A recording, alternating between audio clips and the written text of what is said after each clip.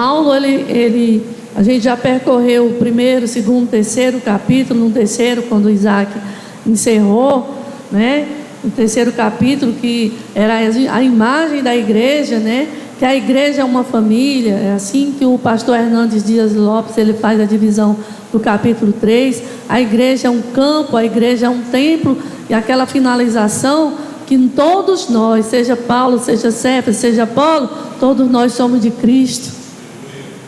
Isso é maravilhoso. É não perder o foco.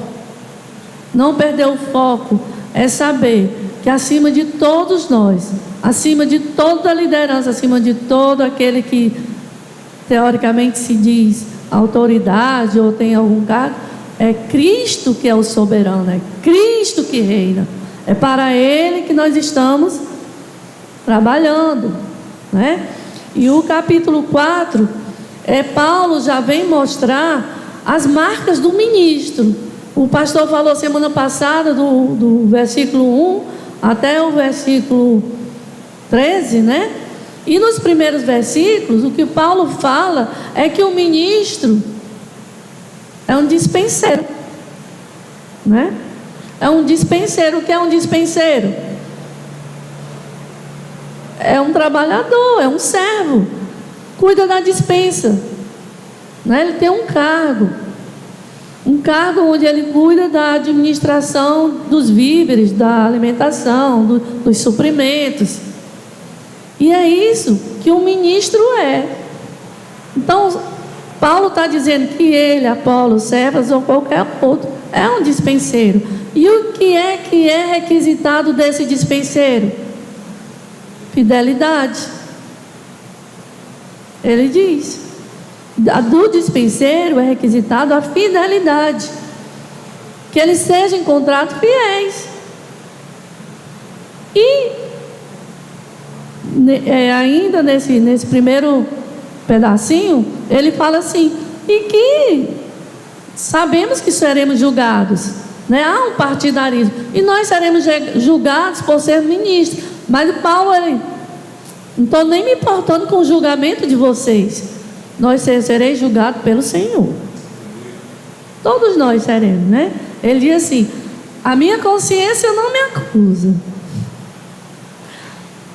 mas eu não sei, porque a gente sabe que o salmista até diz que pedindo ao Senhor que o livre dos pecados ocultos, né? Nós temos alguma coisa dentre nós, a gente tem que fazer essa oração: Senhor, perdoa os meus pecados, até aqueles que eu não tenho assim, não caiu no meu racional. Eu estou fazendo, mas eu não tenho esse entendimento. E Paulo diz mais ou menos assim: a minha consciência não me acusa, mas eu não sei. Mas quem vai me julgar é o Senhor. Os ministros serão julgados. Nós seremos julgados, né? Na segunda parte, o pastor até falou também, e contou até testemunhos aqui, é que Paulo continua dizendo que os ministros de Deus, eles são considerados, foram colocados como um espetáculo para o mundo, né? Não um espetáculo no sentido de fazer show e ganhar dinheiro, não, mas como aquele espetáculo assim, de ser ridicularizado mesmo. Os primeiros foram colocados em arenas. Hoje nós estávamos estudando a primeira epístola de João, e nós estivemos falando com a nossa classe, que dentre todos os discípulos, somente um morreu de morte natural, que foi João. Todos os outros foram martirizados. Esse era o espetáculo que Paulo diz. Paulo diz que eles serão, que os ministros, ele até fala assim, que assim, são como condenados à morte. Aquele espetáculo, foi condenado à morte, vai para a arena. Tem uma palavrinha lá no meio, que ele fala que ele é como se eles fossem os condenados à morte, aqueles que vão para as galés, para o interior dos navios, subterrâneo dos navios, subsolo, e antes de morrer ainda prestam esse trabalho, acorrentados e remando, um trabalho forçado para depois sofrer o martírio da morte. É isso que ele diz que são, na verdade, os ministros de Deus. E enquanto os coríntios, aí ele ironiza com os coríntios: vocês estão ricos, vocês estão fartos, né? Ele faz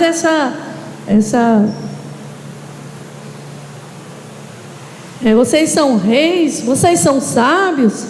Aí ele diz assim, ele faz o contraste, que se vocês são reis, nós como ministros somos prisioneiros. Se vocês são sábios, nós somos loucos. Vocês são fortes, nós somos fracos. Vocês são honrados e nós desprezados. Esse é o espetáculo que era reservado aos ministros do Senhor. Nenhum. E ele sai dessa ironia, dessa dureza, né? Sim, e a esse ministro, que a primeira parte, como dispenseiro, é requisitado que ele seja fiel. E a esse que é considerado um espetáculo, que é posto no mundo como um espetáculo, é requisitado humildade, né? A humildade.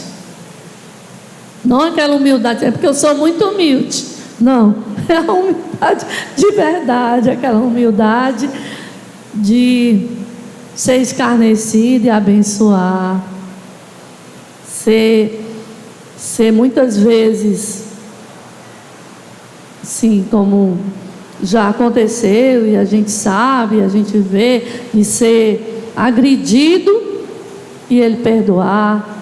Esse é a humildade que é necessária àqueles que estão à frente da palavra de Deus. E Paulo sai ele faz um duro discurso. Essa carta é dura. Quando você vê esse pedaço, ele é muito duro. Ele escarnece mesmo, ele ironiza os coríntios, a igreja de Corinto. Mas aí ele parte para a última parte, aí ele muda o discurso. Ele muda. Eu estava até lendo num comentário assim, não é um tratado de teologia sistemática, é uma carta. É uma carta escrita assim com muita... Como é que ele chama? É como uma luta, né? Ele está ali empenhado numa luta, assim, com uma caixa passional, com muita passionalidade. Ele não está assim, eu vou falar aqui com... Não, ele é passional mesmo. Paulo está sendo bem ele mesmo. A gente lê essa parte, a gente vê, parece que está ouvindo Paulo falando, né? Mas a mudança de tom de Paulo é muito interessante, porque quando ele termina no versículo 13, ele já muda o tom. Ele diz: eu não estou tentando envergonhá-los ao escrever estas coisas, mas procuro adverti-los como a meus filhos amados. É muito lindo isso. É muito lindo isso. Porque ele está numa guerra e de repente ele sente que foi duro e ele vai muito amorosamente e diz assim: eu não estou dizendo isso para vocês ficarem com vergonha, constrangidos, mas eu estou repreendendo vocês, porque vocês são meus filhos amados. Quantos pais... É tão interessante, eu me senti assim como Paulo, porque quando a gente tem filhos, a gente às vezes faz isso. A gente vai com a palavra dura e pouco tempo depois a gente está não desfazendo o que fez, mas dizendo que aquilo é o melhor que nós queremos para ele, não é isso? Nós não queremos envergonhar vocês. Eu não estou querendo envergonhar, eu só estou dizendo para vocês, dizendo essas coisas, porque eu estou advertindo vocês, porque vocês são meus filhos amados. São meus filhos amados. E aí é muito lindo, porque Paulo passa a agir como um pai. Agora ele é um pai. E como nós vimos no começo, de dispenseiro é requisitado a fidelidade. De espetáculo no mundo, essas coisas, de ministro como espetáculo no mundo, é requisitada a humildade. E de um pai se espera o quê? Amor e disciplina. É agora que Paulo vem dizer: vocês são meus filhos amados, né? Muda radicalmente a maneira de falar aos coríntios. Ele sai da severidade, ironia, e passa a falar-lhes como um pai, né? Aí ele, no versículo 15, ele diz assim: Ora, embora vocês possam ter 10 mil tutores em Cristo, vocês não têm muitos pais, pois em Cristo Jesus eu mesmo os gerei por meio do Evangelho. Eu acho assim muito lindo. Ele usa uma figura de linguagem, que é a hipérbole, né? Vocês podem ter 10 mil tutores, 10 mil, mas pai vocês só têm um. Às vezes você não se sente, não, quem é pai aqui não diz não. Pode 1000 pessoas dizer isso a você, mas você tem que ouvir a mim, eu que sou seu pai, né? Aí Paulo diz: eu gerei vocês no Evangelho.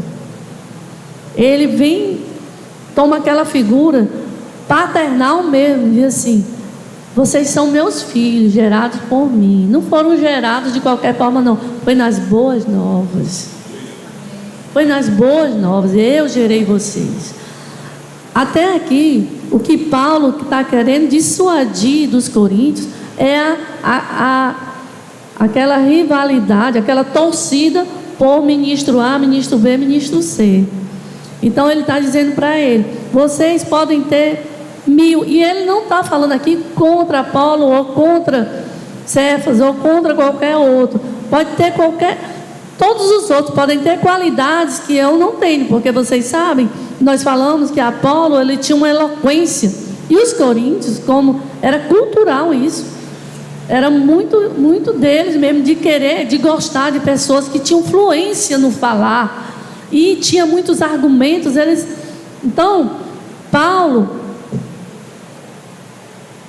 não fala contra eles, ele não está, como eu já falei, ele não está dizendo que os ministros ou se colocando, inferiorizando, não, mas ele está dizendo: todos podem ser excelentes, mas eu sou o pai de vocês, eu gerei vocês. Foi Paulo quem fundou a igreja, foi Paulo quem ralou. Paulo passou 1 ano e 6 meses ali. Então ele diz: eu gerei vocês no Evangelho. Glória a Deus, né? Ele diz assim, que porque ainda que tivesse milhares de preceptores em Cristo, não teríeis contudo muitos pais, porque eu pelo Evangelho vos gerei em Cristo. O verbo admoestar aqui tem o mesmo significado de Efésios 4. E vós, pais, não provoqueis a ira a vossos filhos, mas criai-os na doutrina e a admoestação do Senhor. Refere-se a uma crítica amorosa. Os sentimentos de Paulo em relação aos coríntios são profundos ao ponto de chamá-los meus filhos amados. Amém, irmãos? Meus filhos amados. E como ele explica a razão dessa singularidade da relação entre eles, ele diz que é porque eles foram gerados, né? Eles foram gerados. Os outros eram tutores. Os tutores, eles levam e trazem a criança do colégio, mas não são os pais. Não são os pais. O pai, no caso, ele diz: sou eu. Ele puxa para ele. Ele diz, ele sai daquela relação de subordinado e passa para ser o chefe daquela família, né? E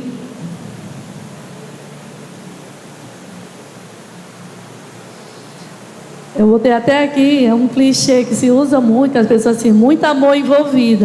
Há um sentimento envolvido aqui que nós somente conseguimos entender quando somos pais, né? E aqui fica claro duas coisas: que o amor de Paulo pelos coríntios era muito grande. Quando ele diz que é pai, é um amor que assim, quem é pai aqui? Mãe também, né? Você tem um amor que é um amor que é inexplicável, porque é você querer o bem de uma pessoa eternamente, sem querer nada em troca, não é? É o bem pelo bem, é o melhor, é o bem-estar, não é, irmã Fátima? É o melhor, é um amor que nunca de nenhuma forma é egoísta. Assim, isso é eu? Não. É você querer sempre, é você dar o seu melhor e querer o melhor sempre para aquela pessoa. Esse é amor. Quando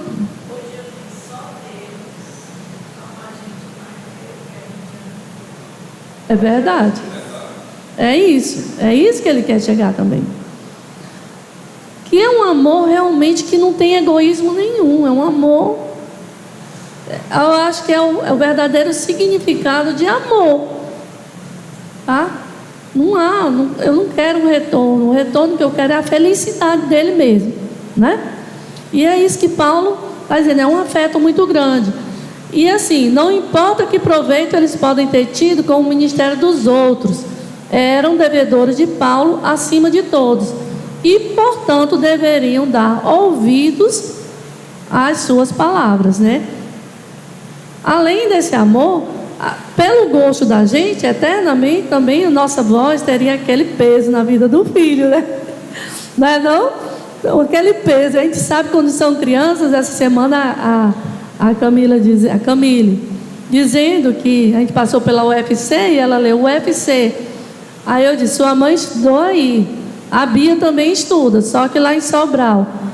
Vovó, minha mãe estudou na UFC e a Bia também. Pois eu quero estudar também na UFC, mas eu quero estudar aqui. Por quê, vovó? Eu não aguento esse tempo que eu vou para o colégio, ficar longe da minha mãe, só esse tempo de manhã. Imagine morar em outra cidade e não ver minha mãe. Aí eu achei tão lindo que eu disse assim, é tão bom quando os nossos filhos, o maior prazer da vida deles é estar perto da gente. É a melhor coisa. Tem essa fase de criança, que o maior prazer, a felicidade dele está em estar perto da gente. Quer dizer, a felicidade dela está em se estar longe, estar perto da mãe. Aí eu achei assim a coisa mais linda do mundo. A Bia fica longe, não vou aguentar. Eu não aguento o colégio, porque eu fico longe da minha mãe, né? Então, voltando para a ministração, é isso que Paulo diz, ó, eu sou pai de vocês, então deem ouvidos a mim. Deem ouvidos a mim. O que eu estou falando para vocês não é para envergonhar, é porque eu gerei vocês, eu amo vocês, eu quero que vocês cresçam nesse bom, maravilhoso e único caminho, que é o Evangelho do Senhor Jesus Cristo. Amém? Aí é muito interessante que ele vem e diz assim, no versículo 16, ele diz, portanto suplico-lhes que sejam meus imitadores. Quem tem essa coragem? Hoje em dia, o mais comum é dizer, não olhe para mim, olhe para Cristo, né? A gente, não olhe para mim, olhe para Cristo. Mas na igreja primitiva não era assim, e não é para ser assim. É você comer a palavra e andar na palavra, de forma que os filhos gerados, porque quem come a palavra, quem se alimenta da palavra, vive a palavra, testemunha a palavra, ganha filhos, gera filhos, e esses filhos lhe imitam como criança imita no começo, até ele caminhar também e começar a gerar novos filhos. É assim que a igreja tem que ser.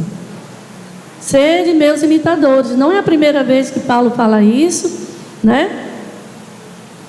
E lá no capítulo 11, no versículo 1, ele diz, sede meus imitadores como eu sou de Cristo. Ele não chama a imitação ao homem, porque nós vemos isso. Há certas denominações que tem um pastor principal e parece que os outros ministros são tudo cópia, clone.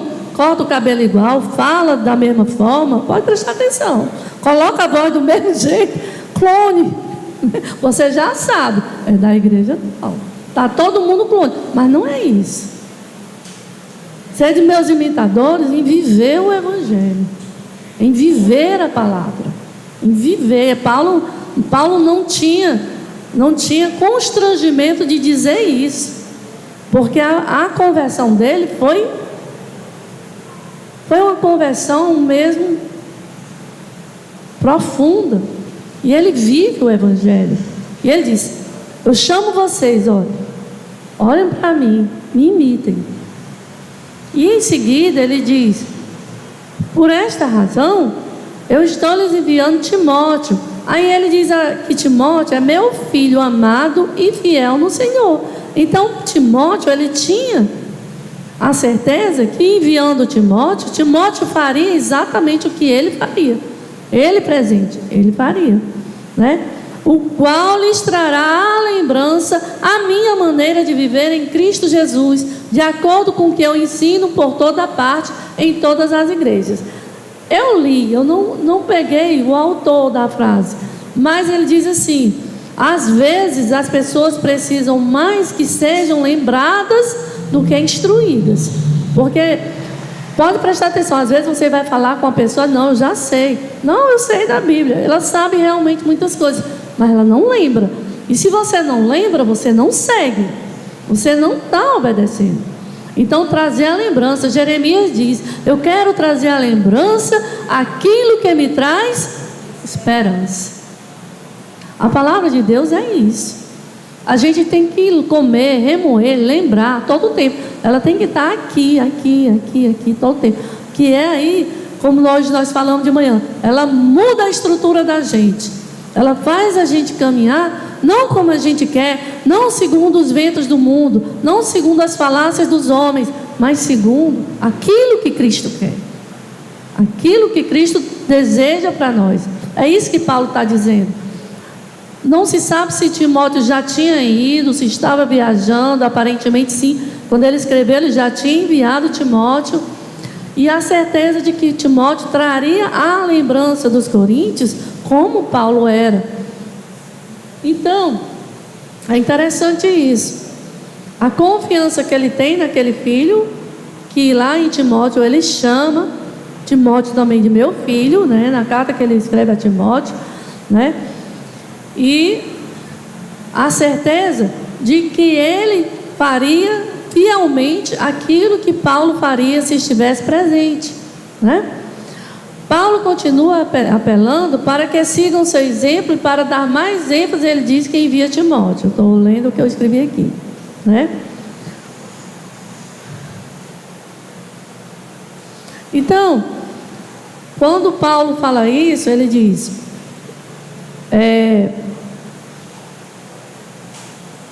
no versículo 18: alguns se ensoberbeceram, como se eu não tivesse de ter convosco.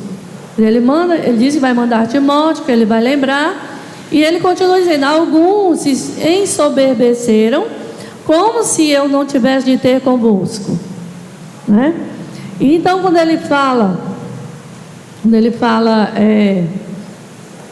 que alguns se ensoberbeceram, ele quer dizer que, ao ponto de dizer que Paulo não ousava encará-los pessoalmente. Lá na 2 Coríntios, no versículo 10, no capítulo 1, Paulo ironiza que assim: eu que na verdade entre vós sou humilde, mas ausente ou ousado para convosco. Essa era a querela que os coríntios diziam. Porque aparentemente Paulo realmente não tinha uma eloquência, ele escrevia profundamente, mas parece que pessoalmente ele não tinha essa eloquência. Então os coríntios, eles diziam: ele é pesado de língua, quando ele chega aqui, ele não fala nada do que ele disse nas cartas. Mas Paulo diz assim: vocês estão com muito orgulho, estão dizendo que eu não vou falar com vocês, que eu não hei de ter com vocês, né? Mas Paulo diz assim: mas em breve irei visitá-los, se o Senhor quiser. Então conhecerei não a palavra, mas o poder dos orgulhosos, né? Paulo assegura que eles estão equivocados e que em breve irá visitá-los, fazendo a ressalva que todos nós cristãos temos que fazer acerca dos nossos planos, né? O plano dele é: eu vou ter com vocês, se Deus permitir. Só quem poderia impedir Paulo de volta a Corinto era Deus. E todos os nossos planos nós devemos também dizer isso. Farei isso, em Tiago até diz: se o Senhor permitir. Ele faz um desafio aos orgulhosos. E então conhecerei não a palavra, mas o poder dos orgulhosos, né? Paulo agora entrou na disciplina, porque lá em Provérbios, no capítulo 13, versículo 24, ele diz: quem se nega a disciplinar e repreender seu filho, não o ama. Quem ama de fato, não hesita em corrigi-lo. Então, como um pai, ele disse: eu vou aí, né? Ele diz assim, e lá em Apocalipse 3:19, o próprio Deus também diz: eu repreendo e corrijo a todos quanto amo. Sê, pois, diligente e arrepende-te, né? A disciplina é, antes de tudo, um ato de amor. O pai não apenas dá exemplo e ensina, mas também disciplina, né? Nesse versículo que ele diz aqui, que é o 19, ele diz assim: mas em breve irei visitar-vos, se o Senhor quiser. Então conhecerei não a palavra, mas o poder dos orgulhosos. Ele quer dizer que os opositores, porque não como eu estou sempre dizendo, não são os ministros, é o povo, é o partido de Apolo, é o partido de certos partidos. Assim, eles que dizem: Paulo só fala na carta, mas pessoalmente diz nada, né? Não tem a eloquência, né? Assim, então, Paulo diz: vocês podem ter lindas falas, mas seriam capazes de mostrar o poder?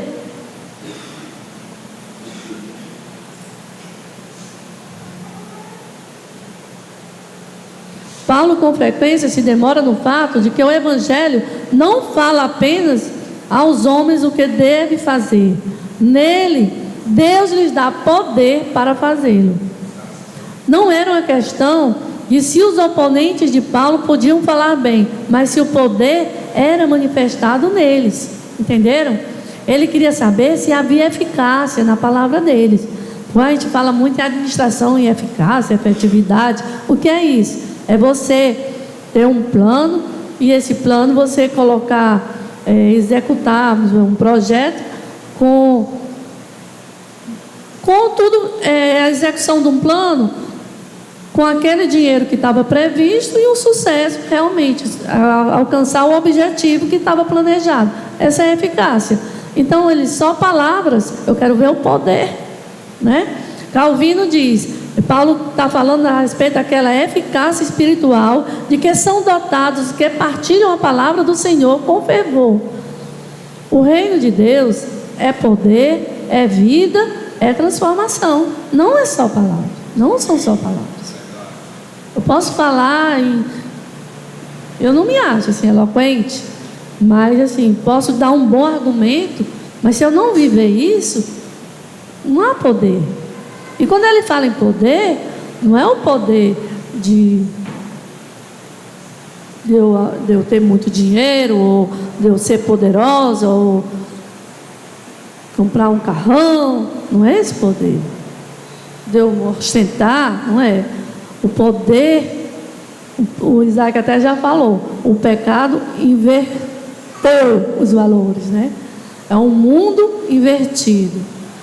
E a Cleide também, numa ministração, ela falou: você sabe o que é mansidão? Mansidão é você poder revidar e não revidar. Porque mansidão é o que Jesus nos ensinou. Ele diz: eu poderia falar ao meu pai e legiões de anjos viriam aqui e me salvariam, mas ele nenhuma vez usou do seu poder para se auto-beneficiar. Ele veio cumprir. E o poder, quando Paulo fala aqui, é o poder que ele falou na ironia lá. Vocês querem ser ricos? Vocês acham que o fulano é melhor? Fala alto, fala bem, articula bem, ou isso aqui? Eu quero ver o poder de viver, de perdoar aquele que bateu na sua, dar a face para aquele que deu um murro na cara, um tapa na cara, ou perdoar uma ingratidão, ou ser humilhado e não revidar. Esse é o poder. Há mais poder, aí tem que ter mais poder para isso, para não revidar, do que revidar, não é não? Não é não? O reino de Deus é um ambiente completamente diferente do que o mundo ensina. E Paulo está de novo gerando esses filhos, dizendo isso aqui. Ele diz assim: porque o reino de Deus, no versículo 20, não consiste em palavras, mas em poder. O reino de Deus é o tópico mais frequente no ensino de Jesus. Uma característica do conceito que o Evangelho tem do reino é que nele há poder de Deus. O reino de Deus não é simplesmente bom conselho. Muitas vezes a gente vê, muita gente coloca, gente que nem tem conhecimento da palavra, mas bota muitas. Posso todas as coisas naquele que me fortalece. Só que Paulo, quando chega nesse versículo, ele diz uma série de coisas que ele passou na vida. Eu já fui açoitado, eu já fui apedrejado, eu já sofri, já fui mordido por víbora, eu já sofri não sei quantos naufrágios, eu já tive fome, eu já tive comida. Quer dizer, são tantos sofrimentos. Aí ele diz: eu posso todas as coisas naquele que me fortalece. Entendeu? É aí que está. Porque que a igreja demora a entender isso. A igreja de Corinto demora a entender isso. Os homens sabem que devem fazer, mas mesmo sabendo, praticam mal. Necessitam do poder de Deus para capacitá-los a viverem como convém ao seu reino. O reino de Deus é poder, é vida, é transformação. É isso que eu falei.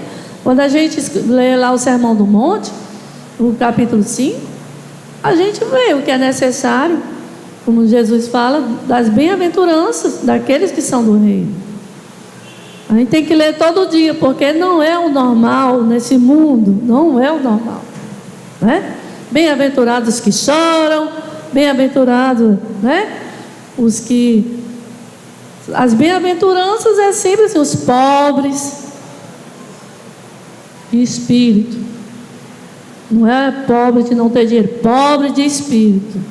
São os humildes, são aqueles que aguentam a humilhação, né?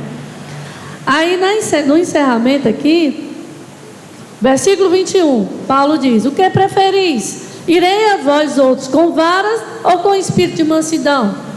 É um pai falando, minha gente. É um pai falando. Ó, se eu for até aí, né, não?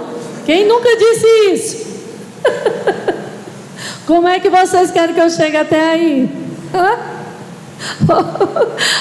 No Facebook, às vezes, tem umas coisas que são engraçadas, que eu acho assim: quem nunca teve uma mãe que soletrou a palavra dando... Você vai aprender. Então é o que Paulo está dizendo. Como é que vocês querem que eu vá chegar aí? Com mansidão? Ou com vara? Ou com espírito de mansidão? Tá? É um pai falando. Paulo coloca a decisão na mão deles, de qual forma ele chegará a eles. Se comporta como um pai dedicado, pronto a dar amor, atenção aos filhos, como também a ser duro, discipliná-los na necessidade de correção. Quando ele escreve aos Gálatas, é interessante isso. Ele diz: meus filhos, por quem de novo sofro as dores de parto, até ser Cristo formado em vós, né? Gente, é desse jeito. A gente sabe que é assim, né? Com nossos irmãos, nós estamos aqui numa igreja em que temos pessoas de vários níveis de maturidade, né? Alguns a gente abraça, chama, vai tratando com leitinho. Outros você é mais duro, né? Esse é o papel do ministro. É o papel do ministro. Tem até uma música que é interessante, que ela fala assim: minha mãe primeiro foi para a igreja, o meu pai tomava uma cerveja, e todos no caminho, e olha o seu irmão, o pastor estava sempre perto, nos dizendo que era errado ou certo. Que bom que a gente tem alguém para dizer não. É aquele que, teoricamente, ele tem mais luz, mais conhecimento, mais... Então, ele está aqui na igreja para isso, né? Para ser o pai amoroso e o pai também disciplinador, né? Precisamos imitar o apóstolo Paulo, desenvolvendo esse sentimento de proximidade, de intimidade, de amabilidade na igreja. Amém? Terminamos o capítulo 4 de 1 Coríntios. Né? Amém. Glória a Deus, gente. Vamos orar. Senhor, nós te agradecemos, Pai. Te agradecemos porque a tua palavra, ela é viva. Ela, Senhor, nos dá lições todo dia, Senhor. Aprendemos através da tua palavra. Aprendemos, Senhor, que não adianta simplesmente ler e recitar versículo, mas que temos que viver, porque o teu reino, Senhor, não consiste só de palavras, mas de vida. Vida na tua presença, vida que agrade a ti, Senhor. Ó Pai, nesse momento eu te peço que teu Santo Espírito venha sobre a tua igreja, venha sobre o pastor Samuel como ministro dessa igreja, derrama sobre ele cada vez mais a tua unção, Senhor. Dá sempre a ele, Senhor, as qualidades que o ministro deve ter, Senhor. Ele tem se mostrado um pastor zeloso, um pastor, Senhor, que verdadeiramente está junto da gente, tem se comportado, Senhor, como aquele que está perto na hora da dor, que também nos disciplina, Senhor. Então eu te peço, livra-o do mal, livra, Senhor, de que ele seja cativado com o mundo, ó Deus, mas que ele permaneça no teu santo caminho, Senhor, recebendo de ti a instrução. Que tu derrames sobre a liderança dessa igreja a mesma instrução, que o Santo Espírito trabalhe, Senhor, a vida de todos, e que tu possas avivar a tua igreja no meio dos anos, que ela não seja confundida, Senhor, mas que ela realmente viva o reino de Jesus Cristo aqui na terra, em nome do próprio Jesus. Amém. Deus abençoe.